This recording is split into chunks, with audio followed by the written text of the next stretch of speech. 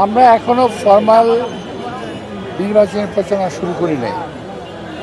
এখন এমনি দেখা সাক্ষাৎ করা, এলাকার মধ্যে কথাবার্তা বলা, যেহেতু এলাকায় আমি থাকি, এলাকার মানুষের সঙ্গে যোগাযোগ করা, এটুকুই করছি। নির্বাচনের প্রচারণা প্রপারলি শুরু করিনি আমরা।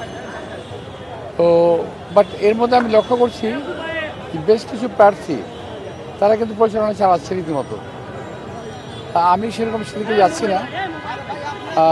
আমি শুধুমাত্র স্বাভাবিকভাবে যেটা করা দরকার, একটা মানুষের সঙ্গে দেখা সাক্ষাৎ করা, আমি সেটাই করতেছি। আমি ভোট প্রার্থনা করছি না, করছি আছিও না। যখন থেকে নির্বাচনের প্রচারণা শুরু হবে তখন ইনশাল্লাহ আমরা যথাযথভাবে আমাদের কাজ শুরু করব। ব্যালট পেপারটাকে আর মনে হয়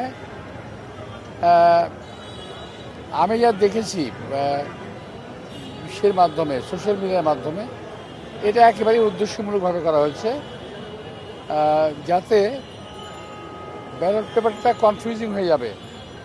সিল মারার পরে এটা কনফিউজিং হয়ে যাবে। যে এটাকে আমি মনে করি নির্বাচন কমিশনের এটাকে ঠিক করা উচিত ইমিডিয়েটলি, এবং এটা ঠিক না করে ব্যালট পেপার কোথাও যাওয়াও ঠিক না। আমি আশা করব নির্বাচন কমিশন এটাকে দিকে সুদৃষ্টি দেবেন এবং যাতে বিষয়টা পক্ষপাতমূলক না হয় এটা যেন তারা চেষ্টা করেন। মহাপ্রক্রেসি সব জায়গায় চলে না, করা উচিতও না।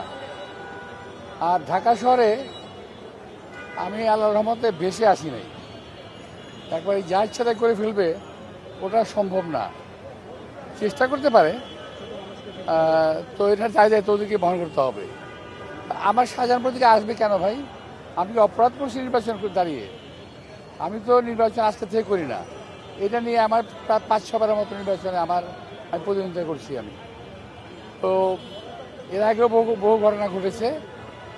তো ওগুলো কোনো বিষয়ে মনে করি না। যারা নাকি একান্তই দুর্বল প্রার্থী তারা সবল প্রার্থীর বিরুদ্ধে কথা বলবেই। আমি এটাকে খুব একটা গায়ে মাখছি না।